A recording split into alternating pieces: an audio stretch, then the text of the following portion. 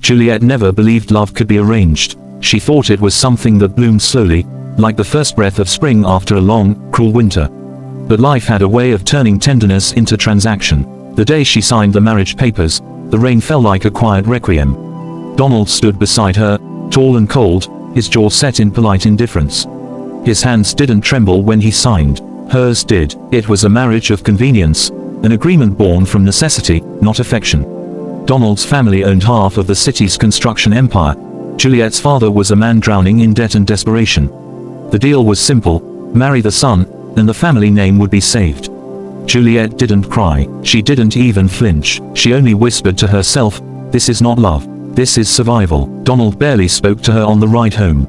The silence between them felt heavier than the rain tapping against the car windows.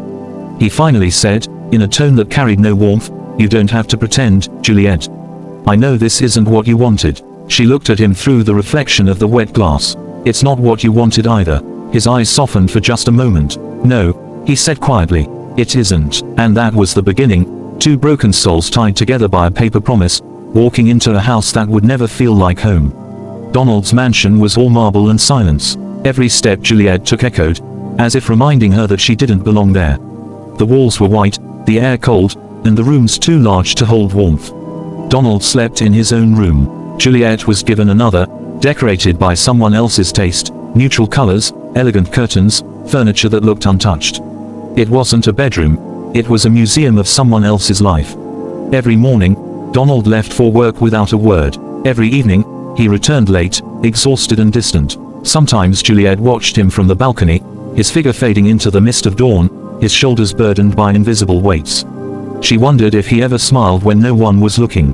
At night, she sat by the fireplace, her hands wrapped around a cup of tea that had long gone cold. The house felt like a cathedral of loneliness, echoing with the ghosts of dreams she never had the chance to live. She thought of love, the kind that poets wrote about, the kind that held you like a secret. But love, to her, was now a shadow behind locked doors. Still, something in Donald's eyes haunted her. There was sorrow there, and guilt, and maybe, if she looked long enough, a trace of kindness trying to breathe beneath all the walls he'd built. Weeks turned into months. They learned to coexist, not as husband and wife, but as two exiles under the same roof. There was a quiet rhythm to their life. She made coffee in the morning, he read the paper. He worked late, she read novels until her eyes ached. They didn't talk much, but when they did, their words carried weight. One evening, she found him sitting alone in the garden, staring at the rain. "You'll catch a cold," she said softly, holding an umbrella over his head. He didn't look at her. "I don't mind the rain. I used to love it too," she whispered. He turned to her, his eyes searching hers. "Used to?" Juliet smiled faintly. "Now it reminds me of the day I stopped believing in love." For the first time, Donald didn't look away. He saw her not as the woman he was forced to marry, but as someone carrying her own quiet tragedies. He said nothing, but the silence between them changed that night. It softened, just a little. From that day on, they began sharing small, accidental moments, passing glances, unspoken understanding, and the rare comfort of being seen. Juliet discovered Donald's secret one evening when she entered his study. The air smelled of paper, ink, and old grief. On his desk lay a photograph, him and a woman with gentle eyes. Her smile was sunlight. When Donald walked in and saw Juliet holding the picture, he froze. "I didn't mean to pry," she said quickly, placing it down. "It's fine," he said, his voice rougher than usual.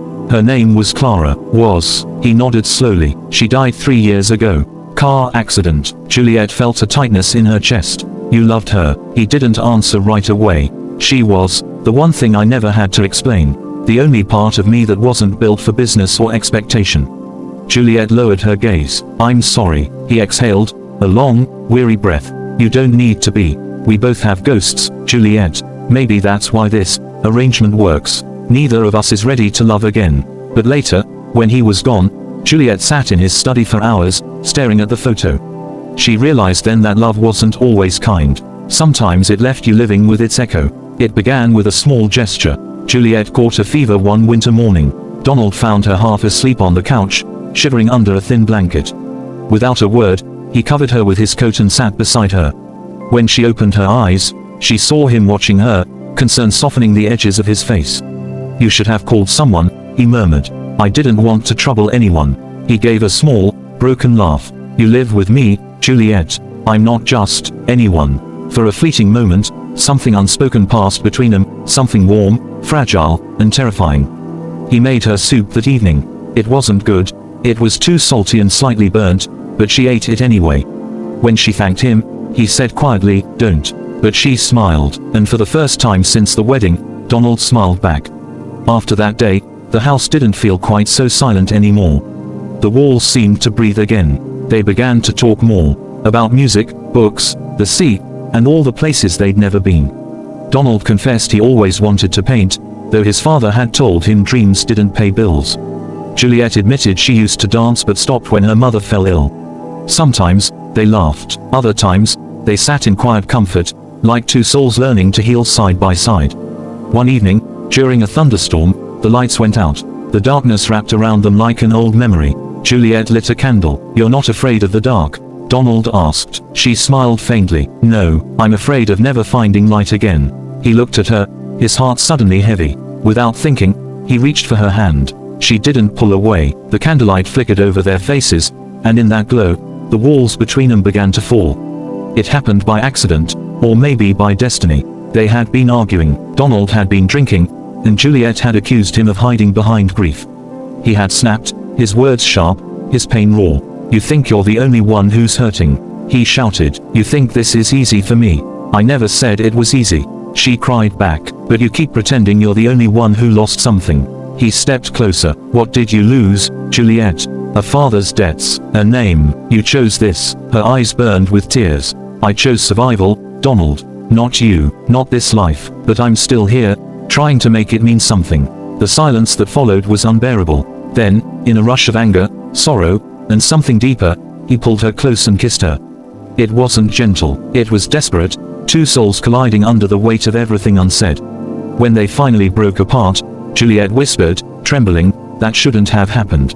Donald's voice was low. "Maybe it should have." From that night, nothing was the same. Love came to them quietly, like dawn sneaking past the ruins of a storm.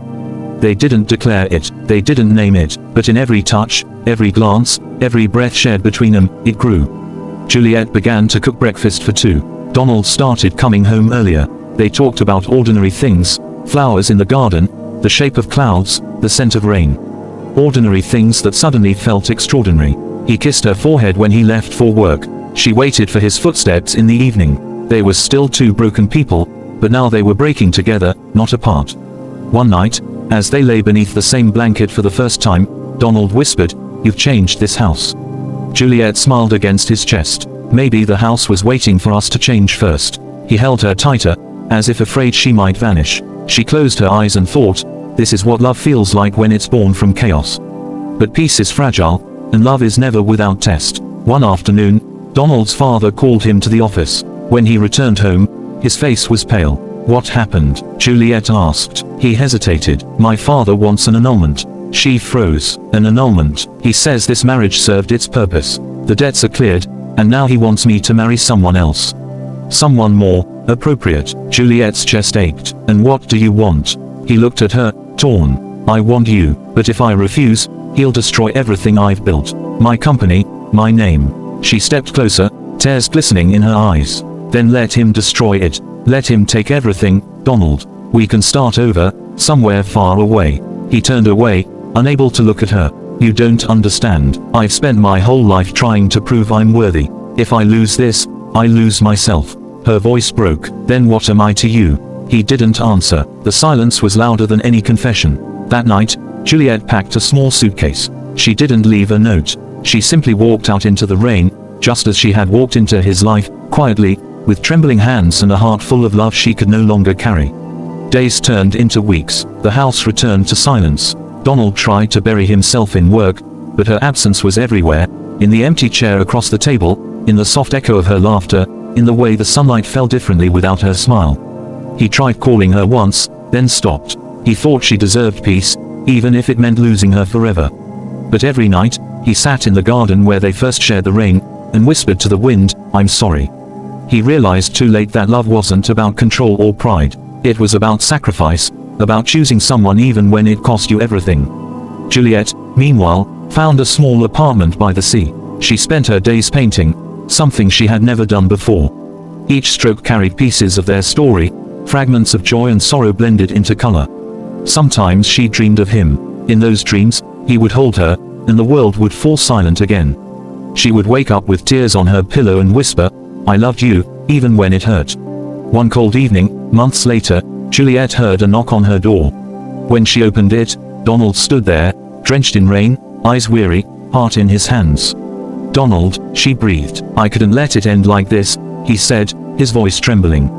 "I walked away from the company, from my father, from everything. I should have done it sooner." Juliet stared at him, disbelief and longing colliding. "Why now?" "Because I realized something," he said softly. "Love isn't about what we can hold on to. It's about what we're willing to let go of. You were never my convenience, Juliet. You were my chaos, and my peace." Tears filled her eyes. "I don't know if I can go through that pain again." He stepped closer, his hand reaching for hers. "Then let's go through it together." For a moment, she hesitated. Then she let him pull her into his arms. The world outside faded, the rain, the cold, the years between them. There was only the warmth of his embrace, the heartbeat that once felt distant now echoing against hers. And in that embrace, they found the courage to love again. Time didn't heal them, it reshaped them. They moved into a small cottage by the sea. It wasn't grand, but it was theirs. They painted the walls together, laughed over burnt dinners, danced barefoot under the moon. Sometimes, they still fought. Sometimes, silence returned. But this time, it was a silence of understanding, not distance. One morning, as Juliet watched the sunrise, she whispered, "Do you ever regret it? Walking away from everything?" Donald smiled gently. "I didn't walk away from everything. I walked toward you." She leaned against him, feeling the steady rhythm of his heart. "Do you think love was worth all the pain?" He kissed her hair. "Love is the pain, but it's also the reason we keep breathing through it." They stayed like that for a long time, two souls bound by scars and second chances, the sea whispering around them like a lullaby. Juliet thought of everything they had lost and found again. The marriage that began as convenience had become something deeper, something true.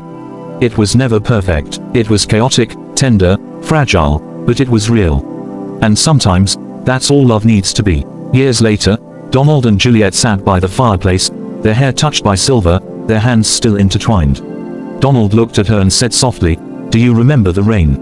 Juliet smiled faintly. "I remember everything." He brushed a strand of hair from her face. "You saved me." "No," she whispered, resting her head on his shoulder. "We saved each other." Outside, the rain began to fall again, gentle, forgiving, eternal. And as they held each other close, the world seemed to pause, caught in the quiet rhythm of two hearts that had once been strangers, then enemies, then lovers. Their story wasn't one of perfection, it was one of persistence. A reflection of love, of sacrifice, of pain, and of the power of embrace.